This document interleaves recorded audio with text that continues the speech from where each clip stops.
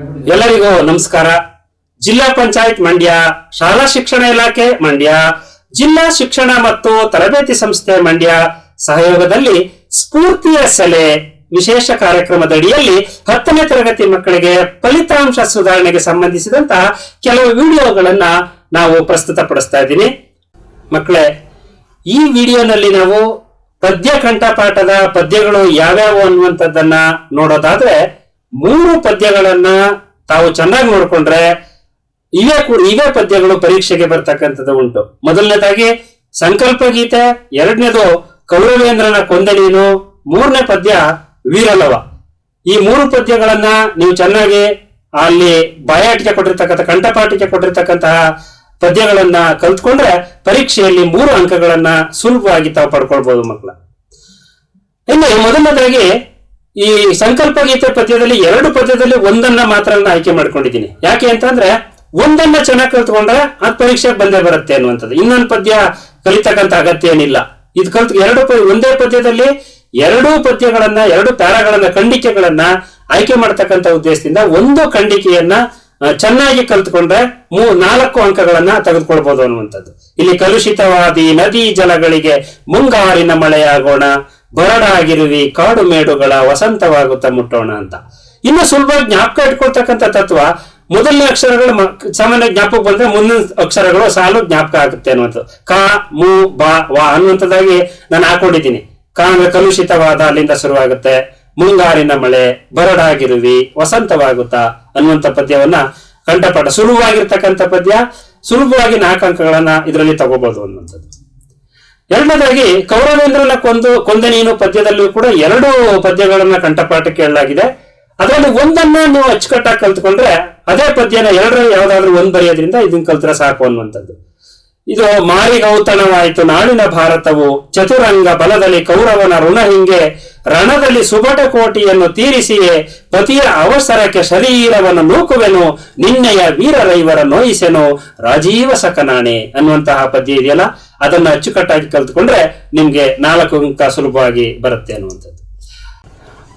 ವೀರಲವ ಪದ್ಯದಲ್ಲಿ ನೋಡಿ, ಉರ್ವಿಯೋ ಕೌಸಲ್ಯ ಪಡೆದ ಕುವರಂ ರಾಮನ್ ಓರ್ವನೇ ವೀರನ್, ಆತನ ಯಜ್ಞ ತುರಗವಿದು ನಿರ್ವಹಿಸಲಾರ್ಪರ ಆರಾದೊಡಂ ತಡೆಯಲೆಂದಿದ್ದ ಲೇಖನವನ್ನು ಓದಿ ಗರ್ವಮಂ ಬಿಡಿಸದಿರ್ದೊಡೆ ತನ್ನ ಮಾತೆಯಂ ಸರ್ವಜನಮಂ ಬಂಜೆಯನ್ನದಿರ್ದಪ್ಪುದೆ, ತನ್ನ ಗುರ್ವ ತೋಳುಗಳಿ ಏತಕ್ಕೆಂದು ಸಲವಾಸಿಯಂ ತೊಟ್ಟು ಲವನುರಿದೆದ್ದನು. ಈ ಪದ್ಯ ತುಂಬಾ ಅಚ್ಚುಕಟ್ಟಾಗಿ ಚೆನ್ನಾಗಿರ್ತಕ್ಕಂಥ ಪದ್ಯ ಮಕ್ಕಳ. ಈ ಪದ್ಯವನ್ನ ನೀವು ಕಲ್ತ್ಕೊಂಡ್ಬಿಟ್ರೆ 4 ಅಂಕಗಳನ್ನ ಸುಲಭವಾಗಿ ನೀವು ಗಳಿಸ್ಕೊಳ್ಬಹುದು ಅನ್ನುವಂಥದ್ದು. ನಂತರ 2ನೇ ಅಂಶ ಗಾದೆಗಳ ವಿಸ್ತರಣೆಗೆ ಸಂಬಂಧಪಟ್ಟಂತೆ ನೋಡೋದಾದ್ರೆ ಸಾಮಾನ್ಯ ಅಂಶಗಳು. ಒಂದು ಗಾದೆಯನ್ನ ವಿವರಿಸಿ ಹೇಳ್ತೀನಿ, ಇನ್ನು ಯಾವ ಗಾದೆಗಳನ್ನ ಪರೀಕ್ಷಾ ದೃಷ್ಟಿಯಿಂದ ಕೇಳಬಹುದು ಅನ್ನುವಂಥದ್ದನ್ನ ನಾನು ಹೇಳ್ತೀನಿ ನೋಡಿ. ಇಲ್ಲಿ ಮೊದಲನೇದಾಗಿ ತಾಳಿದವನು ಬಾಳಿಯ ಅನ್ನುವಂತಹ ಗಾದೆ ಇದೆ.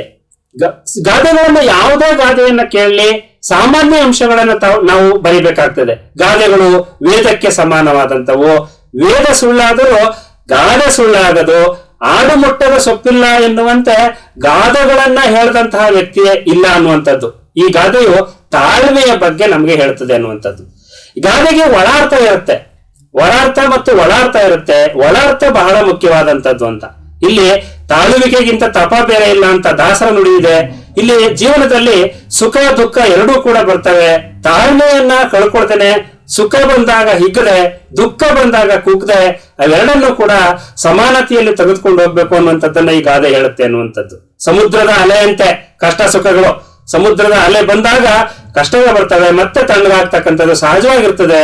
ಹಾಗಾಗಿ ಎರಡನ್ನು ಸಮತೂಕದಲ್ಲಿ ನೋಡ್ಬೇಕು ಅನ್ನುವಂಥದ್ದನ್ನ ಈ ಗಾದೆ ಹೇಳುತ್ತೆ ಅನ್ನುವಂಥದ್ದು. ಕಷ್ಟದಲ್ಲಿ ಯಾವತ್ತೂ ಕೂಡ ತಾಳ್ಮೆ ಕೆಡಿಸ್ಕೋಬಾರ್ದು. ಆತರದ ನಿರ್ಧಾರದಿಂದ ಅನಾಹುತ ಹೆಚ್ಚು. ಕೋಪದಲ್ಲಿ ಕಳೆದುಕೊಂಡಂತ ಮೂಗು ಮತ್ತೆ ಬರ್ಲಿಕ್ಕೆ ಸಾಧ್ಯ ಇಲ್ಲ. ಹಗಲು ಕಳೆದ ಮೇಲೆ ರಾತ್ರಿ ಬರುವಂತೆ ಕಷ್ಟಗಳು ಕಳೆದ ಮೇಲೆ ಸುಖ ಬಂದೇ ಬರುತ್ತೆ ಮಕ್ಕಳೇ. ಹಾಗಾಗಿ ಜೀವನದಲ್ಲಿ ಕಷ್ಟ ಸುಖಗಳು ಸಾಮಾನ್ಯ, ಎಲ್ಲವನ್ನು ಕೂಡ ತಾಳ್ಮೆಯಿಂದ ಸ್ವೀಕರಿಸಬೇಕು ಅನ್ನುವಂಥದ್ದೇ ಈ ಗಾದೆಯ ಅಂತರಂಗದ ತಿರುಳು. ಇನ್ನು ಈ ಗಾದೆಯ ಜೊತೆಗೆ ಇಷ್ಟು ಉದಾಹರಣೆಗಳನ್ನು ನೀವು ಕೇಳಬಹುದು ಮಕ್ಕಳ ಪರೀಕ್ಷೆಗೆ. ನೋಡಿ, ಸತ್ಯಕ್ಕೆ ಸಾವಿಲ್ಲ, ಸುಳ್ಳಿಗೆ ಸುಖವಿಲ್ಲ, ಇದೇ ಅರ್ಥವನ್ನು ಕೊಡುವಂತ ನೀತಿ ಗಾದೆ ನೋಡಿ. ನೀತಿ ಇಲ್ಲದ ಜೀವನ ನಾಶಕ್ಕೆ ದಾರಿ. ದೇಶ ಸುತ್ತಿ ನೋಡು, ಕೋಶ ಓದಿ ನೋಡು.